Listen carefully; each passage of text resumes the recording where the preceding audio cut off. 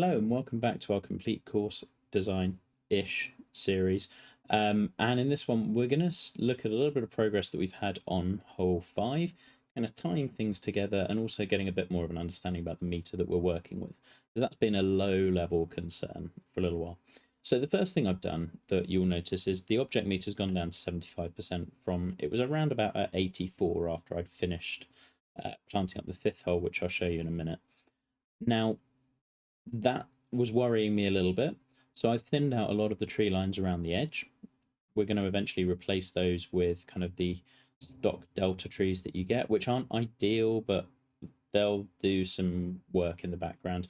And generally, if you just put a couple of these very carefully placed, it can work quite nicely in harmony. However, I'm not going to lie, I was hoping that would free up a little more than 9%.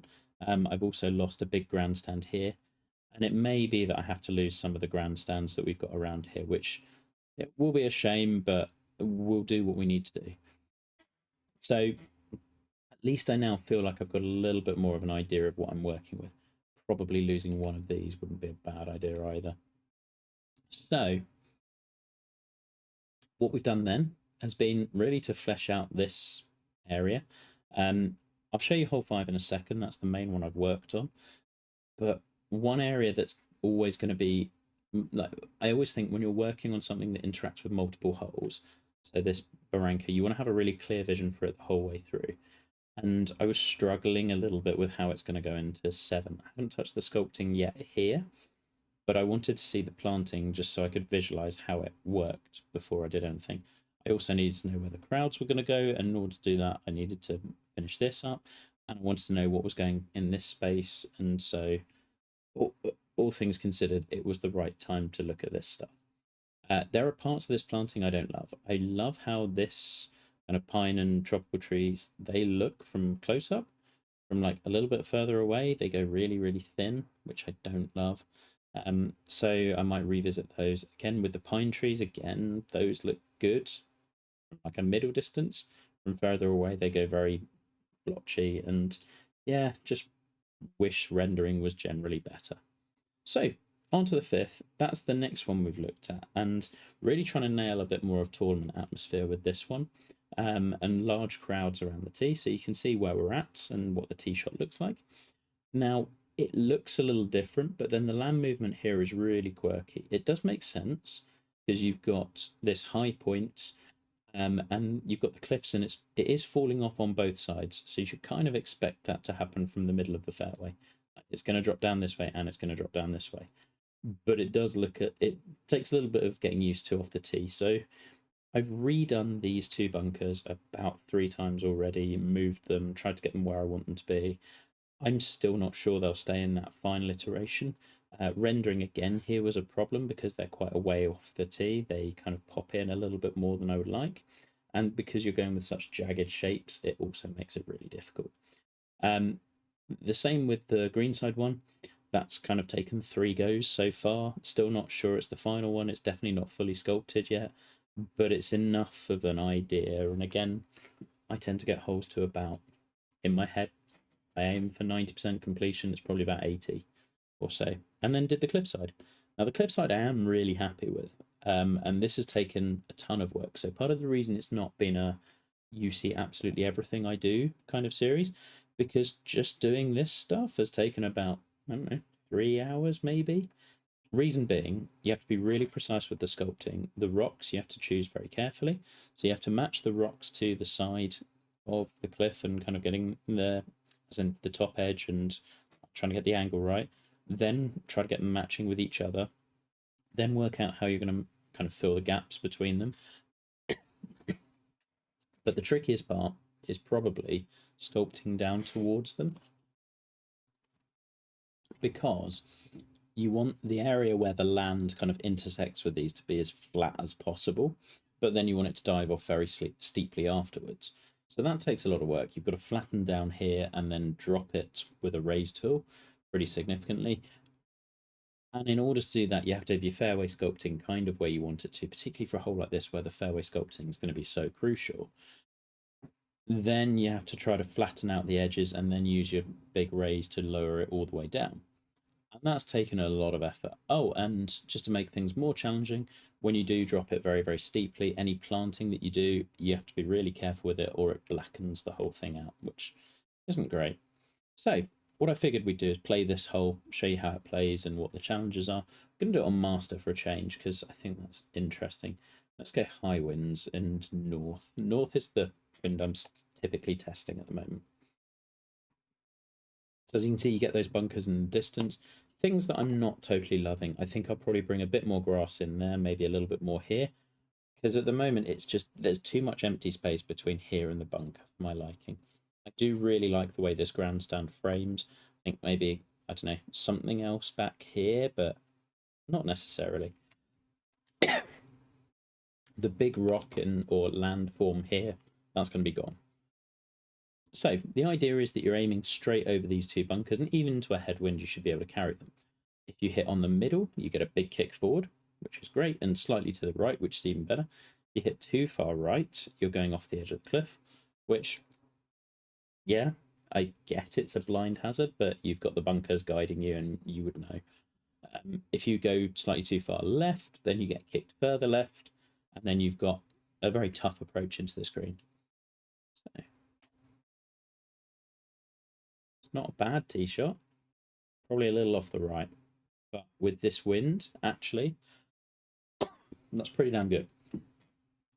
Now, this rock has always been annoying me. The way this one works is it kind of goes up here, so you're always going to see this no matter how tight it is to the cliffside, but I'll have a play with that again in a bit.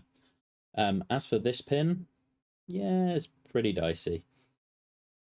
But you do have you have a lot of slopes that will help you if you get it all right.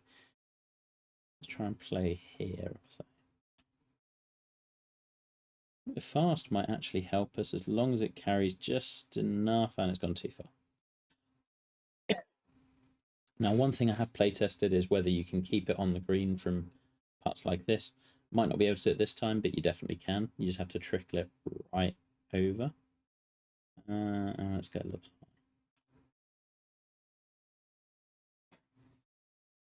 Certainly a dicey putt. So there we go. It's just hit that slope.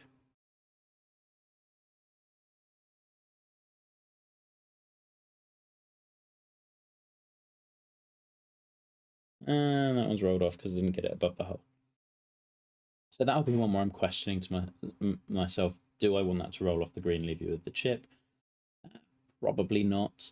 Part of that is that this slope is a bit too aggressive still. We can fix that. And that's partly come, I think, from sculpting the cliffside that we've got around here. Other things that I've been trying to do have been look at pebbles planting and how that is, or the environment. There's lots of little yellow flowers around it, at least around 6, which I quite like and is a nice touch. So try and incorporate those. Part of the reason I don't want you to get a ship is also that's much easier. So there we go, that's that one. We're going to give it another play in a slightly different wind and to a different pin. So again, you get a different idea. Let's go high and let's go west. Okay, so really nasty wind for this one, pushing you right, which is icy. Let's go here. Too far.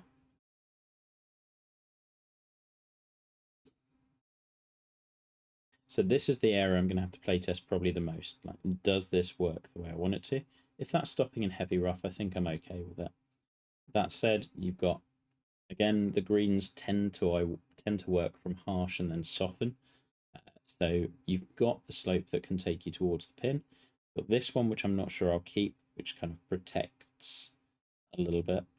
But I think it probably doesn't really help much. But with this one, we're just going to try and hit the green, I think. Oh, left. That's not a bad shot. Okay, so it's not quite left enough so it doesn't get that downslope that would have led it towards the pin.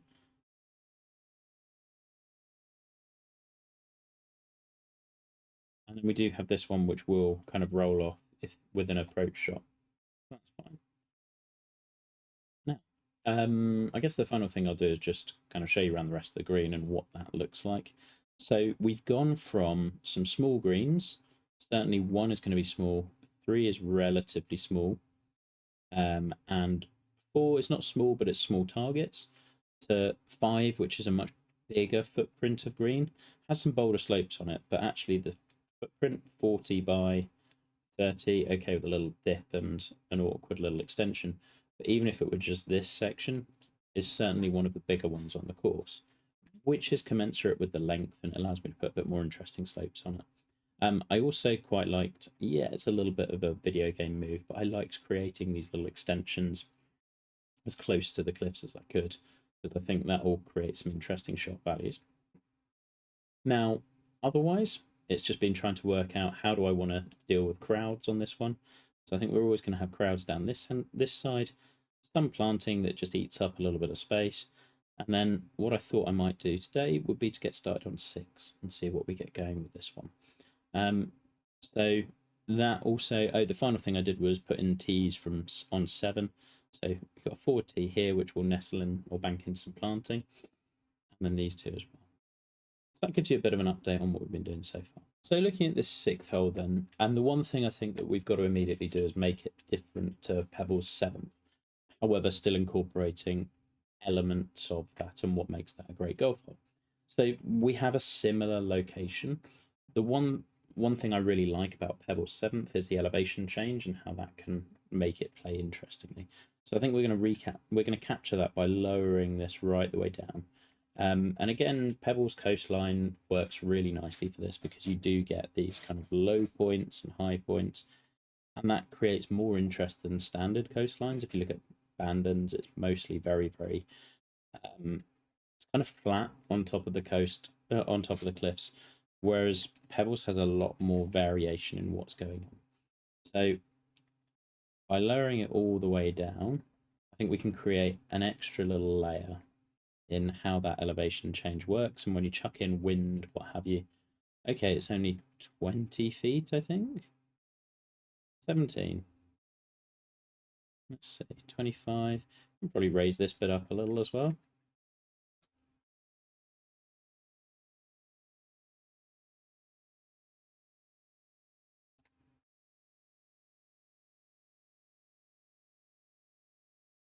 The other thing about lowering it is obviously some of the terrain shrinks a little into the ocean, but it just looks a smaller target than it used to, which I think is no bad thing. Now we're going to have these grandstands as placeholders just so I know what we've got. This is an obvious place for like a corporate style one, so we'll have that. And then it's kind of, what do I see coming here? Well, a lot of rocks and things. I'm adamant that I don't want any bunkers in front of the green. Unlike how Pebble does it, I want this to be all carry over the ocean, bring your biggest hazard into play, etc., etc. So it's kind of how do we bunker around the back of it? How small do we make the green? It's kind of, it's not going to be necessarily the most unique hole out there, but it's one where you've just got to make there's the obvious golf hole, go ahead and make it. So I'm going to put a time lapse on and we're just going to go through this one and you'll see kind of how I do it. Maybe a slightly longer episode as a result, but I think we'll rough in the sculpting and surfacing on this one apart from the bunkers, which will be placeholder, and then we'll go and plant and do rock work and stuff next one. Enjoy.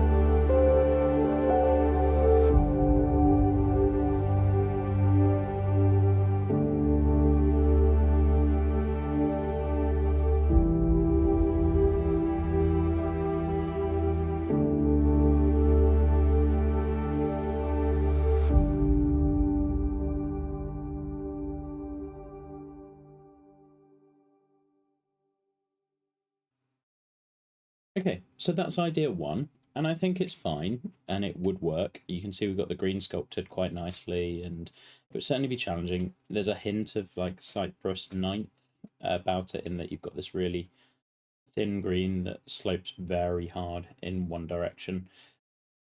And I don't mind this. However, I'm not sure it's necessarily the best hole I can come up with. It's also, I wouldn't say it's the same as 4, far from it, but there's similarities to the slender green and just hit the right part of it. And you really want this to stand out. I think the funky green shape is okay. My question, I guess, is this the absolute best par 3 that I can come up with? I'm not sure it is. So what we're going to do is we're going to save so that we're not going to lose any of this, and then we're just going to try a different idea and see what happens there.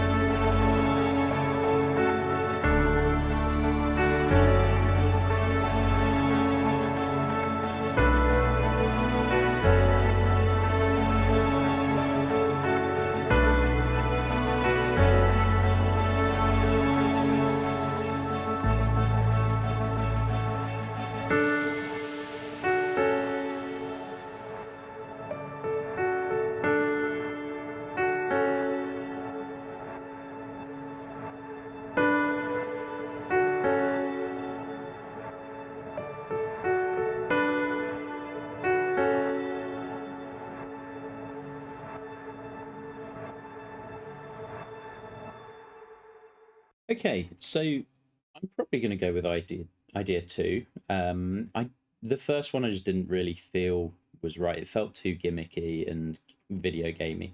This one feels a bit more realistic. Now, one slight caveat with this: immediately after I finished last time, recorded the first one, got a coughing fit, and then the game crashed. So I've had to redo the last 5 minutes or so of sculpting. There's no really major changes other than that.